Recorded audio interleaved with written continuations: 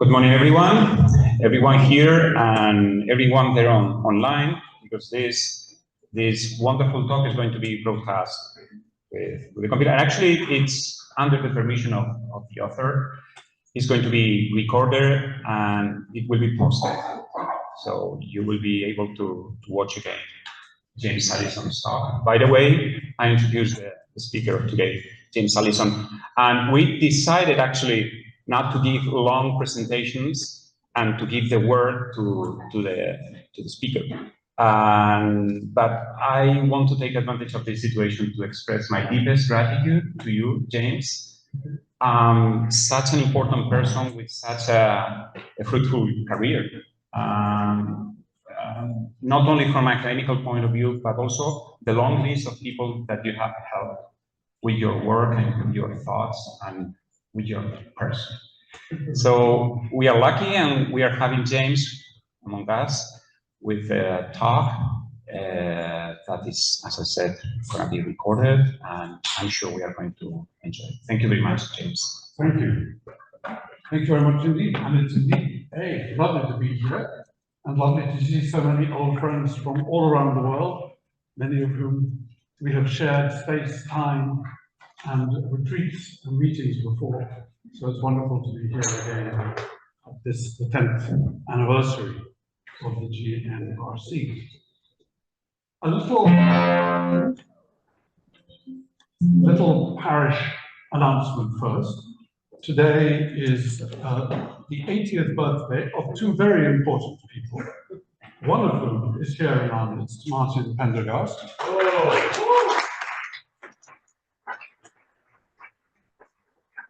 An enormously important person. He and Julian have been extremely important in helping organize everything LGBT Catholic in England since actually before the coming of Christ. I mean, we call it Martin's 80th birthday, because in fact he looks much, much younger than he is. So it's been a very long time. But it's not only his 80th birthday party, his 80th birthday. As it happens, today is also the 80th birthday of a long-term friend of ours, Timothy Radcliffe, now Cardinal Timothy Radcliffe. He too is 80 today. So I wrote to him last night to wish him happy birthday today, and he sent a little message for us here. Greetings to everyone at the conference. I wish that I was with you in person, and a happy birthday to you, Martin. So this is a greeting for all of us from Cardinal Timothy Radcliffe, who wishes he was here. So I hope that I can share that good greetings with you. It's nice to hear. Okay. I want to do two things with us today. I want to lead us into a way of understanding how we've got to where we are, and then begin to open up a discussion which I hope we can take further over the next days, weeks, and years, or at least months, about where we should go. And I'm not here talking about where we should go as GNRC. I'm talking about where we should go as gay, lesbian, bisexual, and trans people, as Catholics in the new church that is opening up and has been opening up for us since Pope Francis. Does that make sense? So, those of you who've heard me speak before know that I'm a disciple of the thought of a man called René Girard, a very significant French thinker. And one of the ideas with which he is associated is the idea of the scapegoat. You all know how scapegoating works. Why do you all know it? Because you've all lived it, one way or another. You've lived it whether as victim or as participant in a crowd, or, as is usually the case in most of us, both, but in different parts of our lives. But the mechanism we understand well enough. A group of people, a bit depressed, not really much going on, little squabbles, and mysteriously they find themselves being drawn together over against somebody whose fault it all is. And it's not as though they deliberately do this, it's just that mysteriously forces seem to suggest that this is a person's fault. And eventually some leader arises who can point towards such and such a person. And, oh yes, it really is that person's fault. And the more we become convinced of it, the more we forget our little rivalries and our little disagreements, and the more we're able to become strong and united against whoever it is. We all know this from our personal history, from school playgrounds, and of course from our wonderful political leaders at a worldwide scale. This is not rocket science. Now, one of the interesting things about the scapegoat mechanism is that it's usually fairly clever at who it picks. Upon whom does the finger fall? And traditionally, it falls on someone who's half an insider, half an outsider. Why? Well, because if you're with a group of people who are like you but are squabbling, if you choose someone who's too much like you, then other people will say, no, not them. They're one of us. It'll be very difficult to actually create unity over against that person if they're too like us. And the same is true if they're too unlike us. If they're really very much an other, from another culture, another world, then they're more an object of fascination than they are an object of hostility, because they're so far out that they don't seem a threat to us. So getting rid of them wouldn't make us feel better. So the ideal person is someone who's fairly like us, but also fairly unlike us, a half inside, half outside. Why? Well, if they're in that liminal space, that half inside or half outside space, then as we gather our unity, so it becomes clear who the other is, they can be defined. Because they're also half like us, it means that the expulsion is actually the expulsion of part of us, so that it has meaning for us. So again, all of this, all of this is perfectly clear. And as you all know, in European history, we are masters at this. We are masters at this game. It doesn't happen in other countries. But the traditional scapegoats in the European Middle Ages were, in the first place, the Jews. The Jews in the European Middle Ages were the classic half insider, half outsider. So racially like us, but religiously not like us. And then the second group, half insider, half outsider, gypsies, or Romany people, or travelers, depending on which language you use to refer to them. But again, people who were always around, but also always apart, and could easily be accused of stealing things and were threatened. And then the third people were us. Yes, I fagotti, los maricones, the queers. Okay, we were the third group. Again, we're all like our respective groups, but also we're a little bit unlike. So we were very good scapegoats. Now, curiously, that didn't mean that we were constantly victims, just as it didn't mean throughout the European Middle Ages that Jewish people were constantly victims, or that gypsies were constantly victims. What it did mean is that in moments of great tension, whether because a plague arose, or there was a foreign invasion, like maybe the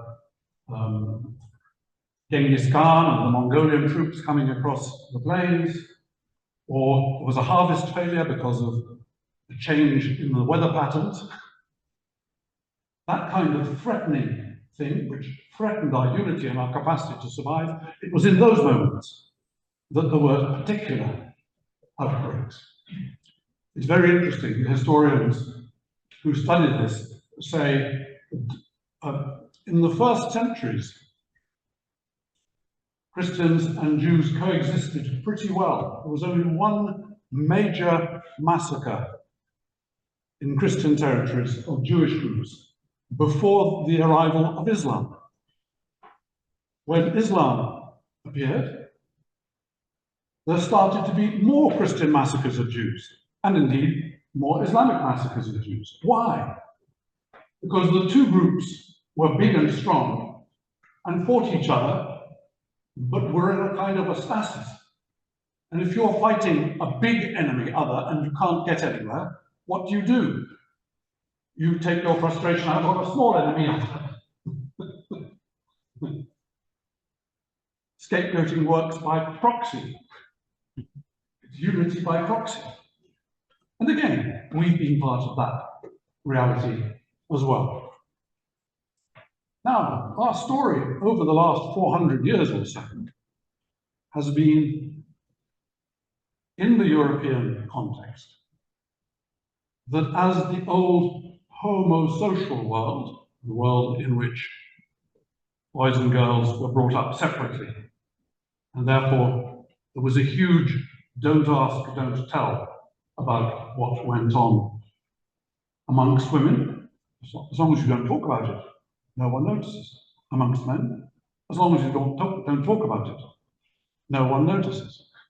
Many of you who will have visited Islamic countries or live in Islamic countries know exactly how this works. Something is omnipresent but invisible in the old homosocial world.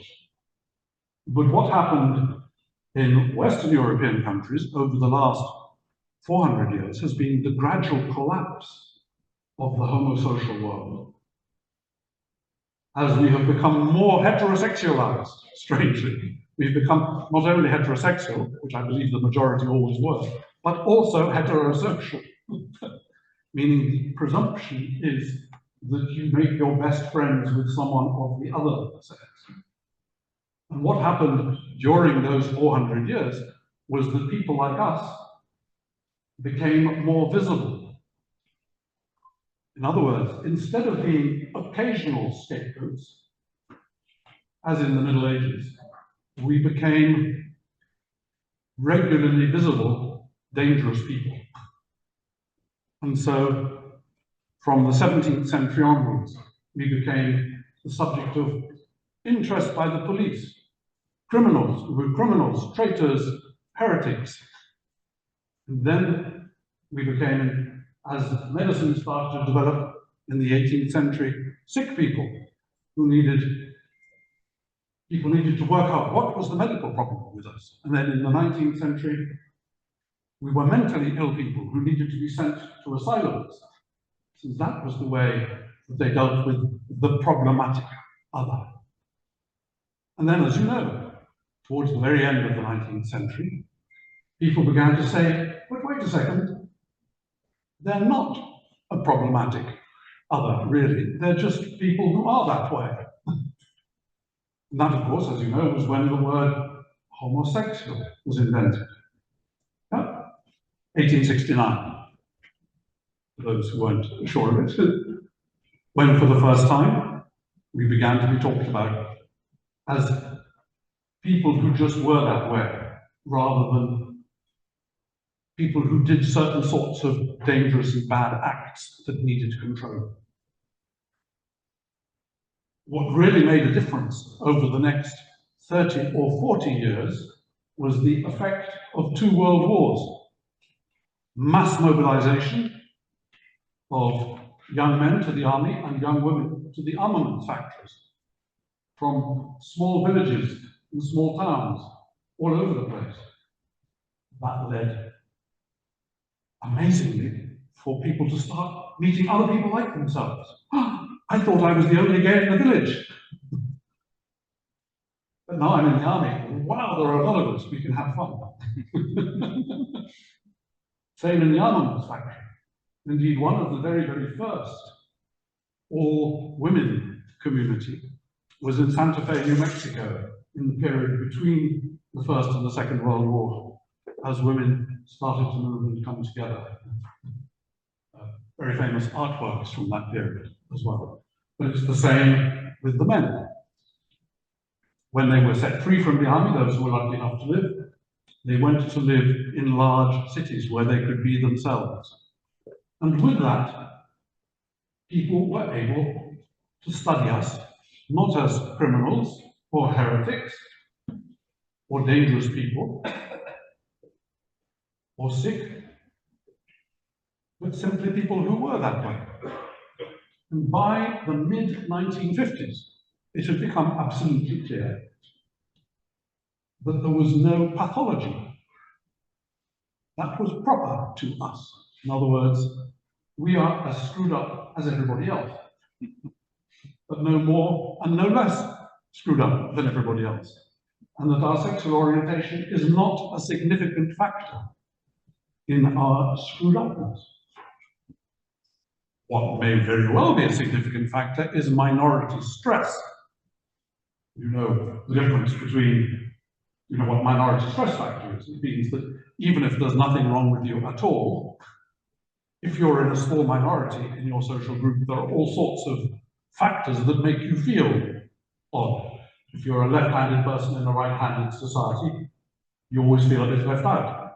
If you're a black person in a white person's society, you suffer from minority stress. If you're a white person in a black society, you suffer from minority stress. It's got nothing to do with who you are, but the surrounding. That was a great breakthrough that happened in the 1950s, and it started to percolate through the world thereafter. As you know, we were taken off the World Health Society's mental disorder list in the late 1990s. Different medical societies from different countries took us off earlier. And that meant we found ourselves starting to be alive and relatively free, fighting for our rights, beginning just to be accepted as we are, and to start to have our relationships recognized in different parts of civil society. Obviously, this is not a process. As I say, this process took 400 years in Western Europe. So when we then say, well, we must go to Africa and it must happen immediately, I say, I wish, and I bet you guys from Africa also wish that it could be as fast as that. But do you think how slow it took us to even begin to be able to start to tell our truth and live our truths freely? Then you understand how every society has to work through its own scapegoating demons.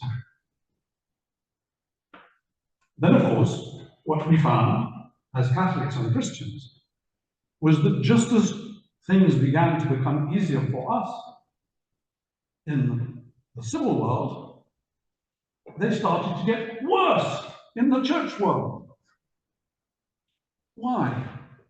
Well, because when things were very difficult in the civil world, the safest place to be was in the church. If you were a lesbian woman, you could live in an all-female community. If you were a gay man, you could play dress up with as amazing costumes as you like and be treated with respect. Because people would say, it looks like a duck, it walks like a duck, it quacks like a duck, it must be a priest. And for a long time, from the beginning of the 19th century, from the beginning of the 20th century at least, until the 1960s and 70s, it was still the safest place to be. But as civil society started to get safer, what happened? I'm afraid a generation of people born in the very much more scapegoaty world tried to block everything down. What used to be a relatively, what I call a relatively benign form of hypocrisy, the don't ask, don't tell, the old-fashioned don't ask, don't tell, became a very, very mandatory don't ask, don't tell. And of course, that forced a much more aggressive form of hypocrisy and dishonesty and cognitive dissonance on people. Until finally, you remember, in 2005, we got the formal statement that no gay people could enter the seminary. Completely ignored, of course. It merely meant that only those best able to play the cognitive dissonance game or who had friends on the inside who were able to help them jump through the hoops would be allowed in. In other words, a previous generation of people who fled scapegoating became themselves massive scapegoats. And what we now know, thanks amongst other things to the book of Frédéric Martel, is how completely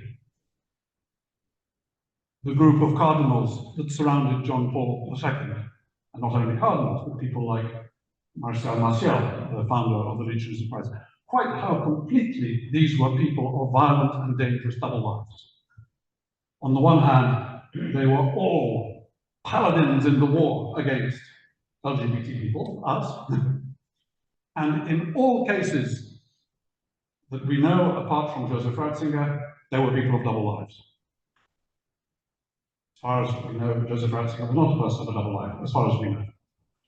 But all the others, Sodano, Lopez Trujillo, you know the names, you know the stories. These are terrifying people. I think that by the time that Ratzinger became Pope, the cognitive dissonance was so strong that it was clearly unbearable. So it was an enormous relief when Francis became Pope and started to indicate more by signs than anything else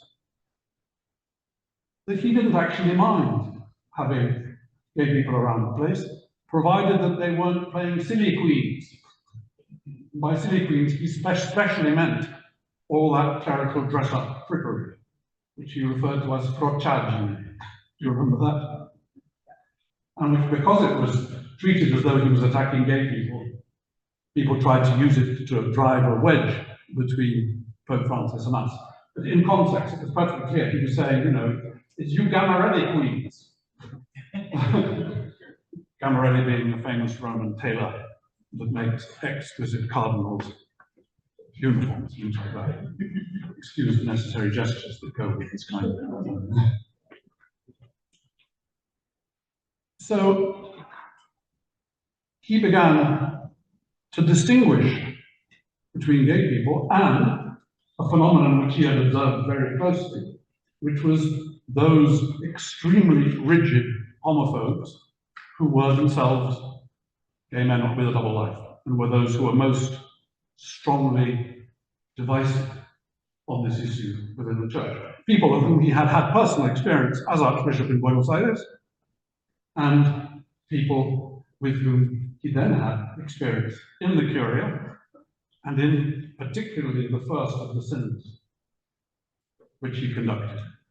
The reaction on behalf of some people was incredibly violent to this issue being touched. In the Vatican, Francis's appointments in the Vatican underestimated the degree of violence that this would produce. Why?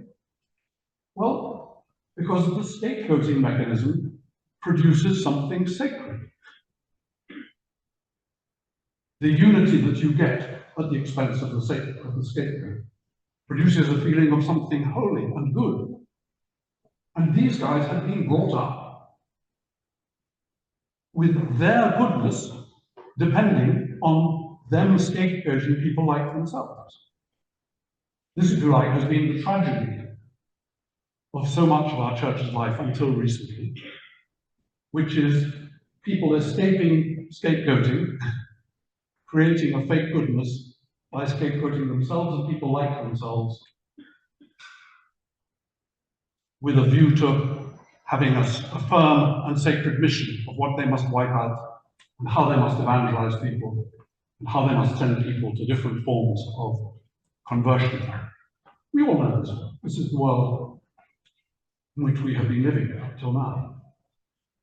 So those people were very, very viscerally angry with what Pope Francis was doing. And luckily, Pope Francis lived long enough to be able to see many of them off, and also have very cleverly chosen as his successor someone who understands that game and is not going to play it. How do we know? Well, his bishop's appointments. The appointments he has made, both while he was in charge of the bishops under Pope Francis and on his own since. Wherever there has been a major see, it has been put in the hands of someone who is publicly gay-friendly. In other words, whereas before, if you were hateful to gay people, it was likely to help your promotion, now it's the reverse. Why is this important? Several of us here, maybe many of us here, in 2 or 3 weeks, will be going through the Holy Door in Rome, organized by, amongst others, Alison, who's here with us. We have this extraordinary privilege. Think of it this way. You remember the evangelical gospel story of the Gerasene demoniac? Remember that story? Jesus crosses a lake and a crazy person, Gerasene demoniac, comes rushing down and saying, "What have you to do with us, Son of the Most High?" They're in a Gentile country. Why do we know that? Because there were pigs nearby. Remember that? The story of the Gerasene demoniac? The pigs, yes? Usually people remember the pigs, because they all jump into the lake. So Jesus is about to expel the demon from the Gerasene demoniac. But the Gerasene demoniac asks for the demon to be sent away. He doesn't. The demons ask to be sent away. They don't want to go completely out of the countryside because they depend on the bad vibes of the people. They are all the bad vibes of scapegoating that the Gerasenes had previously dumped on Crazy Joe. He was their whipping boy. In fact, he was such a good whipping boy that he'd become capable of self-harm. He whipped himself. He gashed himself. He broke chains. He lived amongst the tombs. In other words, everything that was shame and violence in that society, he absorbed and lived himself. So the demon didn't want to go away because he knew that he would go out of existence without the bad vibes of the people. So he said, okay, go into the pigs. So they go into the pigs. And the pigs, they're not humans. So they can't sit around in a group and point the finger at one of them and say, you can be the scapegoat pig, and we'll throw you over the thing. No, humans can do that. We've learned how to survive violence by joining together and blaming someone. Pigs haven't. So, that's the wrong nonsense. They rush down the hill into the sea. And it says that they drown, which is odd, because pigs can actually swim pretty well. But that's another story. But what happens next is that the townspeople come out and they see what's happened. They see the former demoniac seated, clothed, and in his right mind. And for them, that is something terrifying. Why? Because they're used to seeing him standing or running, unclothed or with his clothes all torn, and completely out of his mind. And that suited them, because they knew what good was, because he was bad. He is crazy, we are sane. But if he is seated, clothed, and in his right mind, then if you'll excuse the French, who the fuck are we? We are no longer, we don't know who we are. The carpet, someone has pulled the carpet from out of our feet. We no longer know how the sacred works. So they say to Jesus, would you all mind going? They don't get all cross. They're very courteous. They say, would you mind going? And Jesus says, that's fine. And formerly Crazy Joe then says, oh, can I come too? With Jesus. He wants to follow Jesus. Jesus usually tells people to follow him. But on this occasion, he says to formerly Crazy Joe, no, you stay, go home, stay with your family and friends, and tell them what great things the Lord has done for them. Why? Because if formerly Crazy Joe were to follow him, it would feel too much like an expulsion. It wouldn't be part of an expulsion. It would just be the logical continuation of the expulsion. Whereas what Jesus wants is this person who is now clothed, seated, and in his right mind, and can speak and tell the truth, to be amongst his own people as what he is, a son of God. And bizarrely, that is our situation. When we go through the holy door, or even if you don't yourselves, when you see us going through the holy door, you will be seeing people who are seated, clothed, and in their right mind, as themselves, as the son and daughter of God that we are, being alongside everybody else, as a son and daughter of God, as openly gay and lesbian people. And this is a wonderful thing for us, which is why it's such a significant few days, I think, for us, both here and in Rome. But remember, it's deeply destabilizing for people for whom our being bad was necessary for them to be good. And our role going forward, it seems to me, is going to be being the adults in the room, which is difficult. So what I'd like to do is to float some questions concerning how we take this forward. What it's going to be like to live being church just as we are in this synodal world. And I'm going to do it by means of 4 different, or maybe 5 different, very short headings. The first one is foundation. Thinking of founding something. Now, if we hear founding something, I think we get immediately the wrong idea. I want to be a founder, just like Monsignor Balaguer, or just like whoever it was who founded the Sodalicio in Peru, or like Marcial Maciel, or like any of the founders of the post-Vatican II movements, almost all of which are now under intervention. Almost all of which. What did founding mean? It meant a charismatic figure with strong ideas, having a very tight and hierarchically controlled group, with strong insiders and outsiders, and a very moralistic instruction, and you sign up, and you obey, and you fit in, and then everything is fine. And of course, a lot of people like that. It gives people a sense of strong belonging. But of course, strong belonging is what goes with the scapegoat mechanism.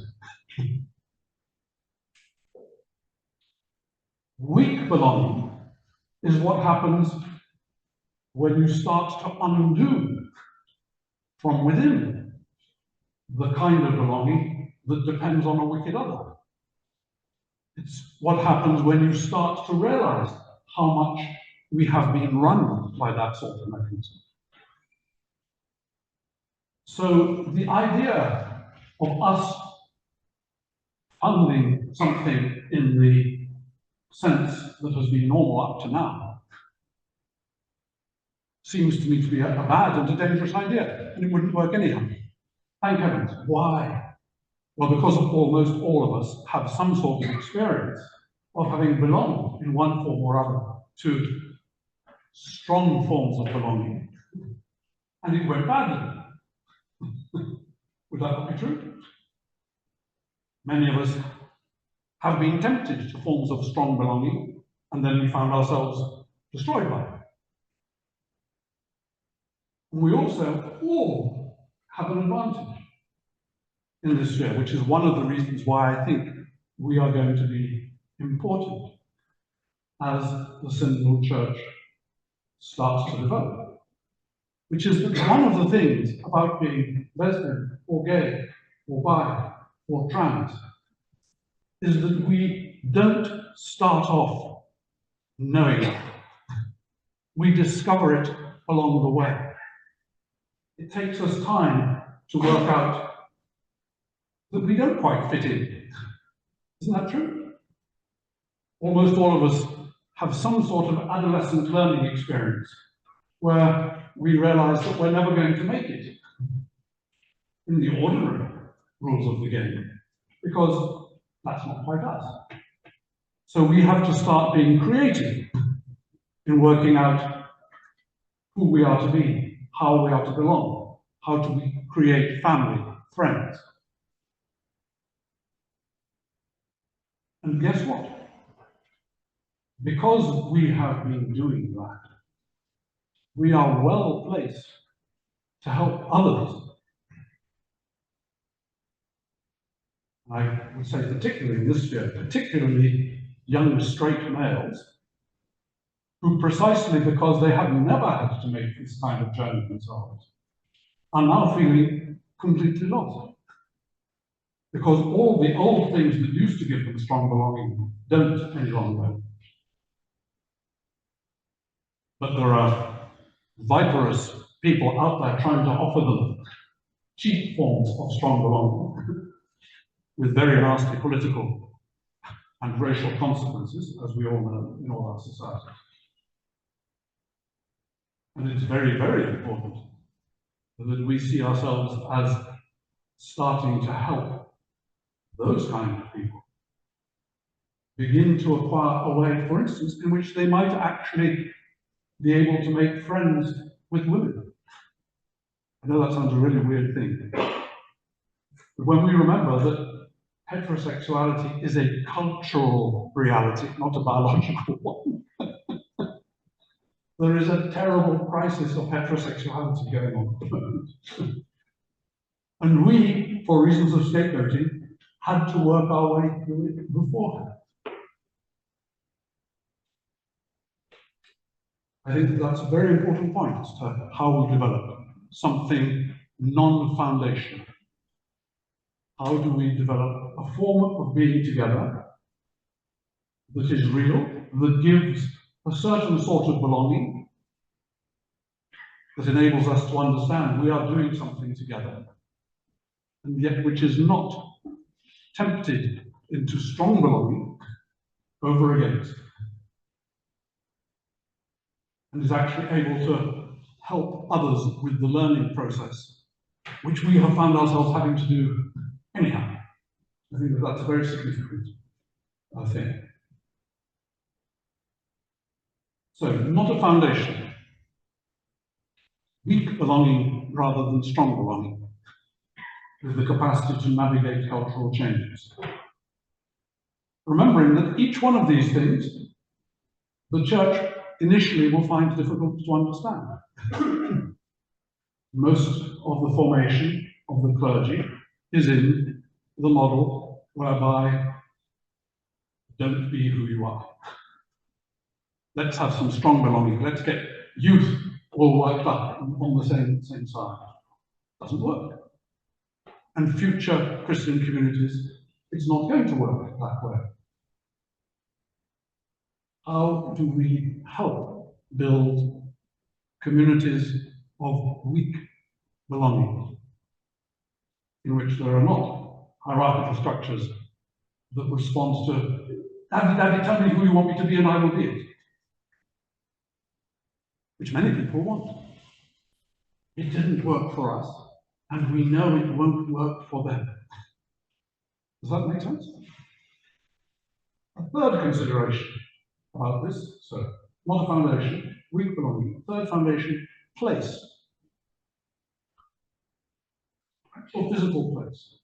One of the things which I've noticed now, having been attempting to work in this ministry over the last 30 years, and living in many different countries, and having visited many of you in many different countries, is that a common problem is always physical space. It is very rare that we have our own physical space in which to meet.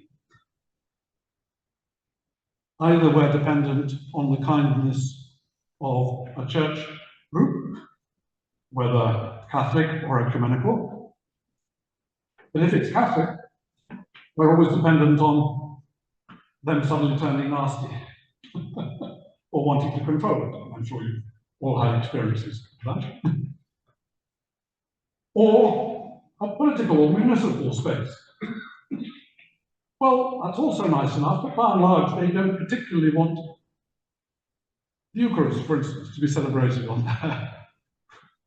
their space. They may tolerate prayer.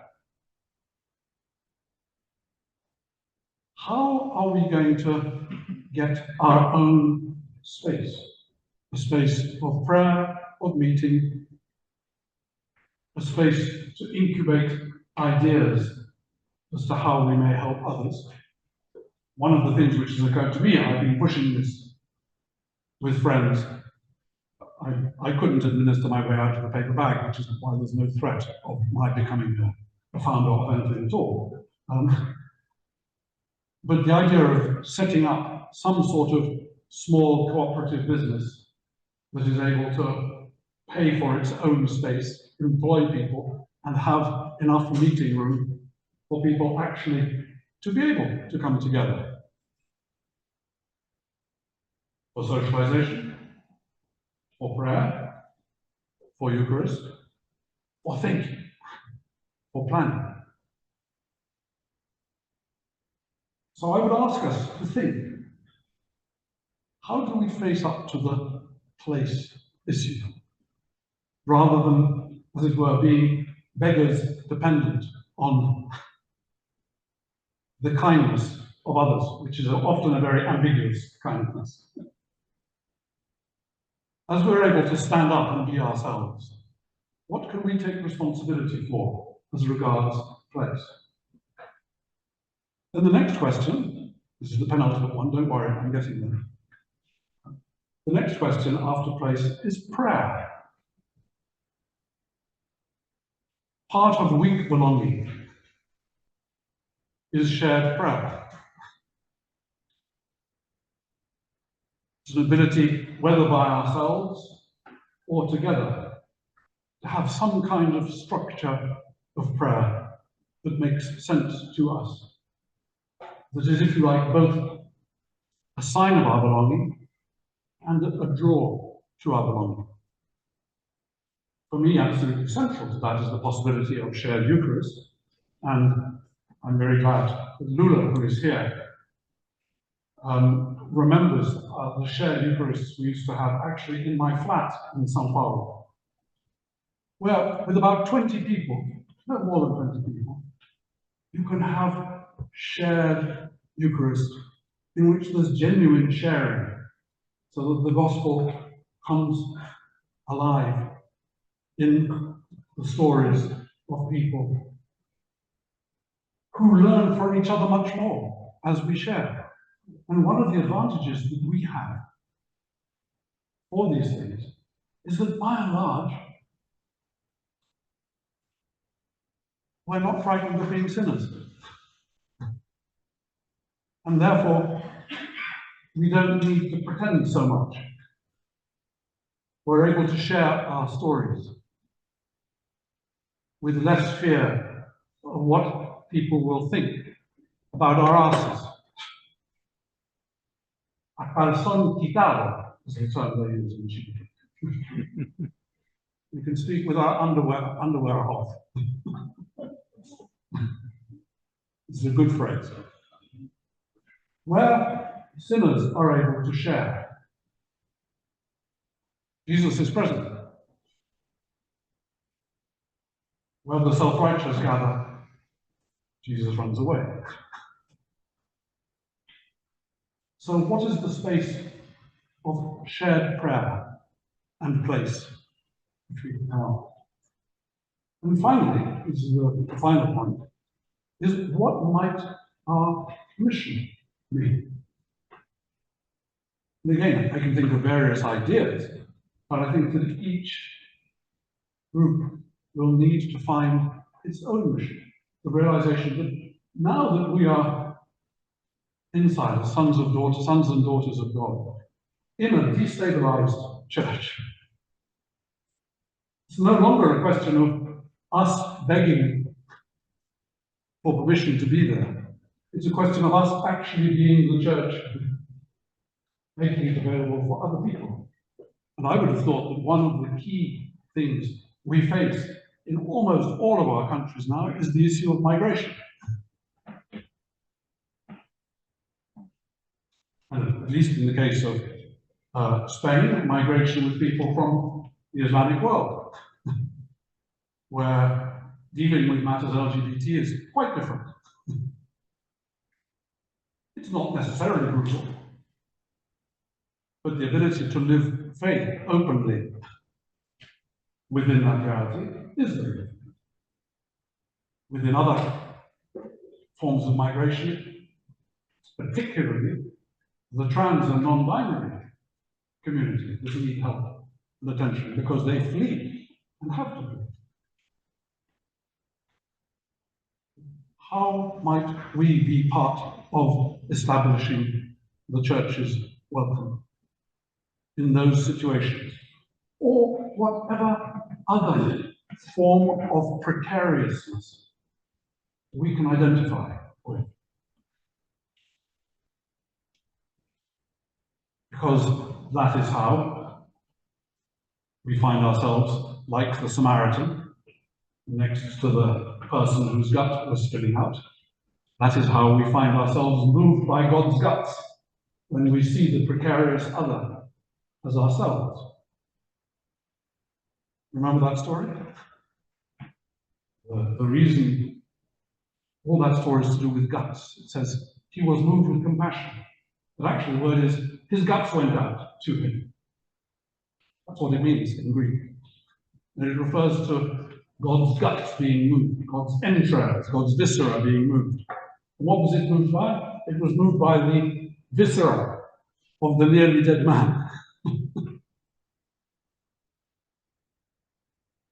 So how are we to create neighborliness, which is what that parable was about?